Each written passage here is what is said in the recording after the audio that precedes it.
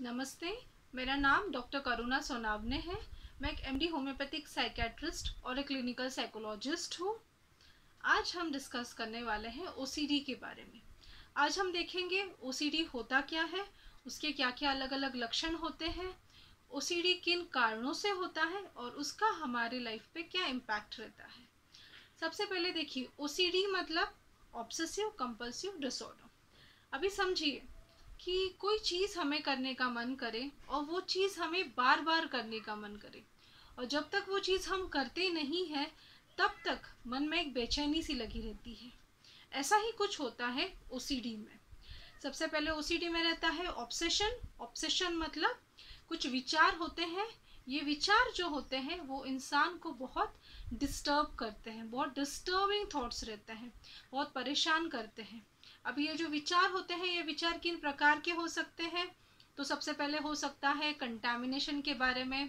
Contamination मतलब उस person को लगता है कि शायद मेरे हाथ गंदे हो गए हैं या फिर घर में बहुत गंदगी है, तो वो हमेशा साफ सफाई में लगा रहता है। दूसरे विचार हो सकते हैं डाउट्स या चेकिंग के बारे में। मतलब शायद लगता है कि मैं घर से बाहर निकला हूँ लेकिन मैंने दरवाज़ा ठीक से बंद नहीं किया। कार से निकलते हैं तो लगता है कार को मैंने ठीक से लॉक नहीं किया। गैस का नॉब शायद मैंने खुला तो नहीं रख दिया। ये जो डाउट रहता है, कोई भी क्रियाएं करते हैं तो उसके पहले कि मैंने वो काम पूरा किया है या नहीं, ये डाउट्स बार बार उनके मन में रहता है। थर्ड चीज़ हो सकती है ऑर्डर या सिमेट्री के बारे में। मतलब कोई चीज़ उनको पर्टिकुलर वे में ही चाहिए, मतलब इसी ऑर्डर में होनी चाहिए, ऐसी ही रखी चाहिए। ओके, तो ये हो गया ऑर्डर या सिमेट्री के बारे में। तो ये समझ लिया हमने ऑब्सेशंस के बारे में, मतलब विचारों के बारे में। अभी कंपल्शंस क्या होता है? कंपल्शंस मतलब कोई भी क्रियाएं हम जो करते हैं, ये क्रियाएं इन विचारों को कम करने के लिए हम करते हैं। अब ये क्रियाएं कैसे हो सकती है? अगर मुझे लगता है कि मेरे हाथ बहुत गंदे हैं तो मैं जाके बार बार हाथ धो लूँगा। So it is this compulsion. Okay, जो भी बिहेवियर मैं करता हूँ, ओके, जो भी एक्ट मैं करता हूँ इन विचारों को कम करने के लिए, उसे हम कंपल्शंस कहते हैं। अभी अलग अलग क्रियाएं कैसे हो सकती है कि कभी कभी पर्सन को लगता है कि मेरे मन में बहुत अश्लील विचार आ रहे हैं या कोई विचार बार बार आ रहा है और ये विचार से मुझे छुटकारा पाना है, तो मैं क्या करता हूँ, मैं कोई और विचार करता हूँ या फिर किसी शब्द का उच्चार बार बार करता हूँ।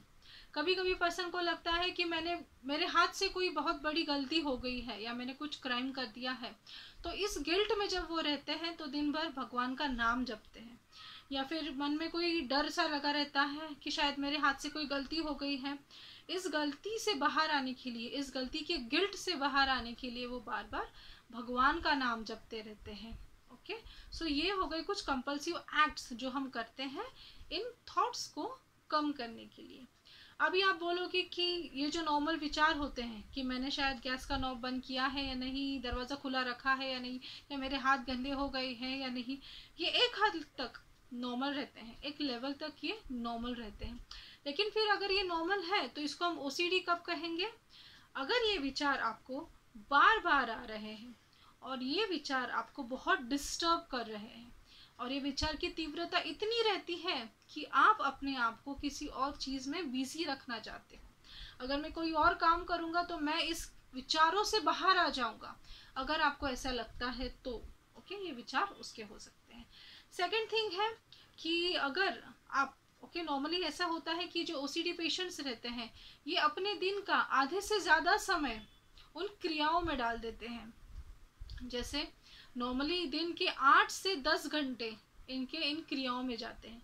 इसको एक उदाहरण से समझेंगे। हमारे एक पेशेंट थे, उनको ऐसे लगता था कि उनका पेट साफ नहीं होता है, तो वो बार बार मोशंस जाते थे। मोशंस जाने के बाद जब बाहर आते थे तो नॉर्मली हम लोग हैंड वॉश करते हैं। इनको लगता था कि नहीं, वो जर्म्स पूरी बॉडी पे हैं, तो after every stool, after every motion he used to go and have bath. वो नहा लेते थे। नहाने के बाद बाहर आने के बाद उनको फिर से लगता था नहीं, मेरा पेट फिर से साफ नहीं हुआ, फिर से अर्ज लगता था, फिर से मोशंस के लिए जाते थे। फिर से बाहर आने के बाद जब तक वो नहाते नहीं है तब तक मन में एक बेचैनी सी लगी रहती थी। तो ये जो साइकिल है, ये साइकिल कंटिन्यूस रहता था और ये साइकिल उनको कंटिन्यूस डिस्टर्ब करता था। अभी आप सोचोगे कि कोई इंसान है, जैसे हाथ धोने का जो रहता है वो बहुत कॉमन रहता है। ओके, किसी इंसान को लगता है कि मेरे हाथ बहुत गंदे हो गए हैं, ये फीमेल्स में बहुत कॉमन रहता है, तो वो बार बार अपने हाथ धोते रहते हैं, कोई भी क्रियाएं करेंगे आएंगे फिर से हाथ धोएंगे।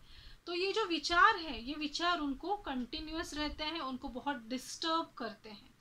ओके, अभी ये चीज़ हम तो समझ गए, ये सिम्टम्स हो गए हैं। अभी ये किन कारणों से होता है, उसके क्या क्या कॉजेस होते हैं। तो according to the theory it is said that serotonin और डोपामाइन का इम्बैलेंस होता है, उसकी वजह से हो सकता है। या फिर किसी प्रकार का स्ट्रेस हो। स्ट्रेस कैसे हो सकता है, मतलब किसी का अगर डिवोर्स हुआ हो, या फिर कोई फाइनेंशियल इश्यूज हो, या फिर सिंगल पेरेंट हो, या फिर अचानक से बहुत सारी जिम्मेदारी आ गई है, कोई किसी का घर में डेथ हो जाती है उसके बाद में। तो ये जो भी स्ट्रेस फैक्टर्स रहते हैं, और ये जो स्ट्रेस है, ये स्ट्रेस को अगर हम कोप अप नहीं कर पाते हैं, तो देयर आर चांसेस कि you can land up in this disorder. Second चीज़ होती है, जैसे हम बोलते हैं रिस्क फैक्टर्स। रिस्क फैक्टर्स कौन से हो सकते हैं कि जैसे हम देखा है बहुत सारे केसेस में, अगर कोई चाइल्ड अब्यूज़ का केस है, या फिर चाइल्डहुड में कुछ स्ट्रिक्ट पेरेंटिंग रहती है, तो बच्चे बहुत दबे दबे सहमे सहमे से रहते हैं, और जब भी लाइफ में उनकी कोई स्ट्रेस आता है तो they can land up in OCD. ये हर किसी का पर्टिकुलर प्री डिस्पोजिशन रहता है, उसका टेम्परामेंट रहता है, उसका जो निजी स्वभाव रहता है, उसको वो बीमारी हो सकती है। अभी ये तो हमने देख लिया, अभी देखेंगे इसका इम्पैक्ट क्या होता है। अगर आपको ओसीडी है और आपका आधे से ज़्यादा समय इन्हीं क्रियाओं में जा रहा है, तो स्वाभाविक है कि सबसे चीज़ है कि इसका इम्पैक्ट होगा। अगर कोई स्टूडेंट है तो उसके एकेडमिक परफॉर्मेंस पे होगा, कोई इंसान ऑक्यूपेशन कोई कर रहा है, कोई जॉब कर रहा है, तो डेफिनेटली उसके जॉब पे इसका इम्पैक्ट हो जाएगा। उसका जॉब परफॉर्मेंस जो है वो कम हो जाएगा, क्योंकि वो अपने परफॉर्मेंस में 100% नहीं दे पा रहा है। सेकेंड थिंग हो सकती है जो भी रिलेशनशिप्स पे इसका इम्पैक्ट होता है। हस्बैंड वाइफ या फिर आपके जो फैमिली मेम्बर्स हैं, ये बहुत तंग आ जाते हैं इन क्रियाओं से, उनको लगता है ये सब क्या चल रहा है। कुछ फैमिली मेम्बर्स जो सपोर्टिव रहते हैं, वो पेशेंट्स को बहुत हेल्प करते हैं ट्रीटमेंट के लिए। अभी हमने देख लिया उसका इम्पैक्ट, अभी देखेंगे उसके कॉम्प्लिकेशंस क्या है। तो सबसे पहला कॉम्प्लिकेशन जो होता है, जिसे हम कोमोबिडिटी भी कहते हैं, वो होता है डिप्रेशन। बहुत सारे ओसीडी के पेशेंट्स में डिप्रेशन कॉमन रहता है, क्योंकि ये जो पेशेंट्स हैं ये अपने विचारों से बाहर नहीं आ पाते, और ये जब तक बाहर नहीं आ पाते तो इसीलिए उनमें ये नैराश्य जो रहता है ये बहुत कॉमन रहता है। सेकेंड थिंग रहती है, उनमें सुसाइडल थॉट्स रहते हैं। उनको लगता है किसी तरह से बस इसमें से बाहर आ जाए, इससे कुछ किसी तरह से छुटकारा पाना होता है, तो इसके लिए उनको लगता है बस अभी नहीं जीना है, लाइफ ख़त्म करनी है, तो उनमें सुसाइडल थॉट्स भी बहुत कॉमन रहते हैं। जो फीमेल्स रहती है या जो मेल्स हैं जिनको कंटामिनेशन के थॉट्स है, बार बार हाथ धोते हैं, तो उनमें कॉन्टैक्ट डर्मेटाइटिस का प्रॉब्लम भी हो सकता है। तो ये हो गए उसके कॉम्प्लिकेशंस। अभी देखेंगे कि इसका ट्रीटमेंट क्या है। होम्योपैथी में बहुत सी दवाइयाँ हैं जो आपको ओसीडी की बीमारी से छुटकारा पाने में हेल्प कर सकती हैं। होम्योपैथी की जो दवाइयाँ हैं ये पर्टिकुलरली कम्प्लीटली सेफ हैं, नेचुरल चीज़ों से बनाई गई है, इसका कोई भी साइड इफ़ेक्ट नहीं है। होम्योपैथी आपको ओसीडी की बीमारी से कम बाहर आने में बहुत हेल्प कर सकता है। अभी दूसरी चीज़ है कि ये जो है ओसीडी, ये बहुत लोगों को मालूम ही नहीं होता है। बहुत बार ऐसा होता है कि पेशेंट को पता ही नहीं ये जो विचार है ये मेरे ओसीडी के कारण है, या फिर ये कोई बीमारी भी है और इसका कोई ट्रीटमेंट या फिर कोई इलाज भी अवेलेबल है। तो प्लीज़ आप इस वीडियो को, अगर आपको ये लगता है कि ये वीडियो कुछ फ़ायदेमंद है, कुछ हेल्पफुल लगा, तो इस वीडियो को शेयर कीजिए, ताकि जिस किसी को ये तकलीफ़ हो उस तक ये वीडियो पहुँचे और वो अपने इस विचारों से, इन क्रियाओं से बाहर आ सके, ओसीडी की बीमारी के लिए ट्रीटमेंट ले सके। तो प्लीज़ ये वीडियो शेयर कीजिए अगर आपको ये अच्छा लगे तो। Thank you. और ये जो हमारा चैनल है, ये चैनल